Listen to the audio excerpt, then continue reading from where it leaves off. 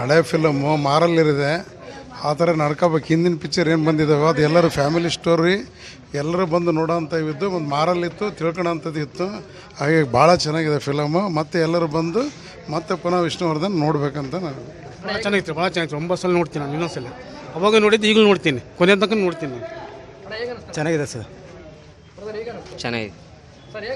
ಶೆಕೆ ಕೂತ್ಕೊಂಡ್ರು ಶೆಕೆನೇ ಅನಿಸಿಲ್ಲ, ಶೀತ ಅನಿಸ್ತಪ್ಪ, ಅಷ್ಟು ಚೆನ್ನಾಗಿತ್ತು ಪಿಕ್ಚರ್. ಅದೇ ಹಳಬರು ನಾವು ಭಾಳ ಸತಿ ನೋಡಿದ್ದೀವಿ, ವಿಷ್ಣುದಾದ ಫ್ಯಾನ್ ನಾವು. ಚೆನ್ನಾಗಿತ್ತು ಪಿಕ್ಚರ್. ಸರ್ 25 ವರ್ಷದಿಂದ ಪುಷ್ಪಾಂಜಲಿ ರಿಲೀಸ್ ಆಗಿತ್ತು. ಈಗ ಯಾವ ರೀತಿ ಇದೆ ಅದೇ ರೀತಿ ಇದೆ, 3 ಬಾರಿ ಆಗಿದೆ. ದಾದಾ ಆ್ಯಕ್ಟಿಂಗ್ ಸೂಪರ್. ಈಗ 25 ವರ್ಷದ ನಂತರ ನಾವು ಈ ಮೂವಿನ ನೋಡಿದಾಗ ಮತ್ತೆ ವಿಷ್ಣುದಾದ ಅವರು ಮತ್ತೆ ಹುಟ್ಟಿ ಬಂದು ಒಳ್ಳೊಳ್ಳೆ ಮೂವಿನ ತೆಗೆದು ಇಂಥ ಮೂವಿಗಳೆಲ್ಲ ಜನಗಳಿಗೆ ಬೇಕಾಗಿರುತ್ತದೆ. ಹಂಗಾಗಿ ಮತ್ತೆ ಹುಟ್ಟಿ ಇವರೆಲ್ಲ ಮತ್ತೆ ಹುಟ್ಟಿ ಬಂದು ಒಳ್ಳೊಳ್ಳೆ ಮೂವಿ ಮಾಡಲಿ ಅಂತೇಳಿ ನಮ್ಮಿದು. ವಿಷ್ಣುದಾದನಿಗೆ ಜೈ. ಅವರಿಗೋಸ್ಕರ ನಾನು ಡೆಡಿಕೇಟ್ ಮಾಡೋದಾದರೆ ಅವ್ರದ್ದು ಒಂದು ಸಾಂಗ್ ಅಂದರೆ ನನಗೆ ತುಂಬ ಇಷ್ಟ. ಈ ಅಂಜದ ಎದ್ದೆಯಲ್ಲಿ ನಂದೇ ಇಲ್ಲ, ಬಗ್ಗುವಾಳಲ್ಲ, ತಲೆ ತಗ್ಗಿಸಿ ಬಾಳಲ್ಲ, ಈ ರಾಮಾಚಾರಿ ಕೆಣಕೋ ಗಂಡು ಇನ್ನೂ ಹುಟ್ಟಿಲ್ಲ, ಗಂಡೇ ಹುಟ್ಟಿಲ್ಲ. ಜೈ ವಿಷ್ಣುದಾದ. ಎಲ್ಲರೂ ನಮ್ಮ ವಿಷ್ಣುದಾದಗೋಸ್ಕರ ಎಲ್ಲರೂ ಬಂದು ಸಿನಿಮಾ ನೋಡಿ. 25 ವರ್ಷ ಆಗಿದ್ಮೇಲೆ ಅದೇ ಕ್ರೇಜ್ ಇದೆ, ಅದೇ ಥರ ಕ್ವಾಲಿಟಿ. ಸಿಮ್ಮೂನ್ ಥರ ಶೂಟ್ ಆಗಲಿ ಬೂಟ್ ಆಗಲಿ ಯಾರ ಕೈಲೂ ಸಾಧ್ಯವಿಲ್ಲದ ಮಾತು. ಮತ್ತೊಮ್ಮೆ ಎಲ್ರಿಗೂ ಜೈ ಶ್ರೀರಾಮ್. ದಾದುಗೋಸ್ಕರ ಸಪೋರ್ಟ್ ಮಾಡಿ.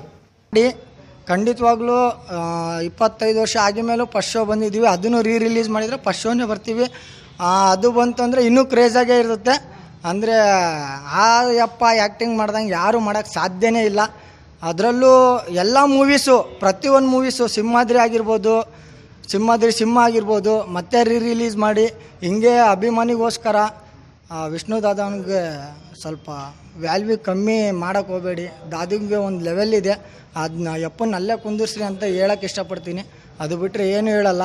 ಬೆಂಗಳೂರವ್ರಂತರೂ ನಮಗೆ ಮಾಡಿದ್ದು ತುಂಬಾ ಖುಷಿ. ಆ ಯಪ್ಪನ ಎಲ್ಲೂ ಬಿಟ್ಕೊಡ್ಬೇಡಿ. ಆಟೋ ಡ್ರೈವರ್ಸ್ ಆಗಲಿ ಯಾವುದೇ ಕಾರಣಕ್ಕೂ ಬಿಟ್ಕೊಡ್ಬೇಡಿ. ಕೋಟಿಗೊಬ್ಬನು ಹಂಗೆ ಇದೆ, ರವಿಚಂದ್ರ ಸರ್ ಜೊತೆ ಮಾಡಿರೋ ಸಿನಿಮಾದಲ್ಲೂ ಹಂಗೆ ಇದೆ ನೋಡಿ. ಮನೆ ಮಂದಿಯೆಲ್ಲ ಕುಂತು ನೋಡೋಂಥ ಚಿತ್ರ. ಈಗ ಕೌಟುಂಬಿಕ ಚಿತ್ರಗಳು ಬರೋದು ಭಾಳ ಕಡಿಮೆ ಆಗೈತೆ.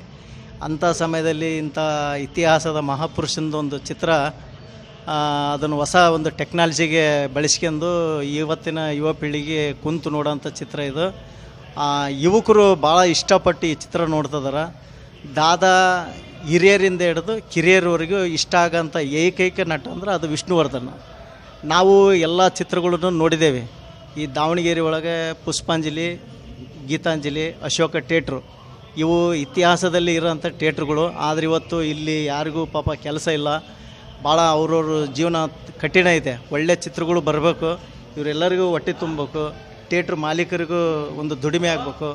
ಆಮೇಲೆ ಕನ್ನಡ ಚಿತ್ರರಂಗ ತೀರಾ ಇದ್ರ ತೆಳಮಟ್ಟಕ್ಕೆ ಹೋಗಿದೆ, ಎಲ್ಲರಿಗೂ ಕೆಲಸಗಳಿಲ್ಲ. ಈ ಸಮಯದಲ್ಲಿ ಒಂದು ಒಳ್ಳೆ ಚಿತ್ರಗಳನ್ನ, ಹಳೆಯ ಚಿತ್ರಗಳನ್ನೇ ರಿಮರ್ಕ್ ಹೊಸ ಟೆಕ್ನಾಲಜಿ ಬಳಸಿ ಅವರಿಗೆ ಮಾಡಿದರೆ ಚಿತ್ರಗಳು ಯಶಸ್ವಿ ಆಗ್ತವೆ. ಈಗ ನೆಕ್ಸ್ಟು ಇನ್ನೂ 3 ಚಿತ್ರಗಳು ಇದ್ದಾವೆ. ಸೆಪ್ಟೆಂಬರ್ 18ಕ್ಕೆ ಸಿಡಿದಿದ್ದ ಸೋದರ ಮರು ಬಿಡುಗಡೆ ಆಕತಿ.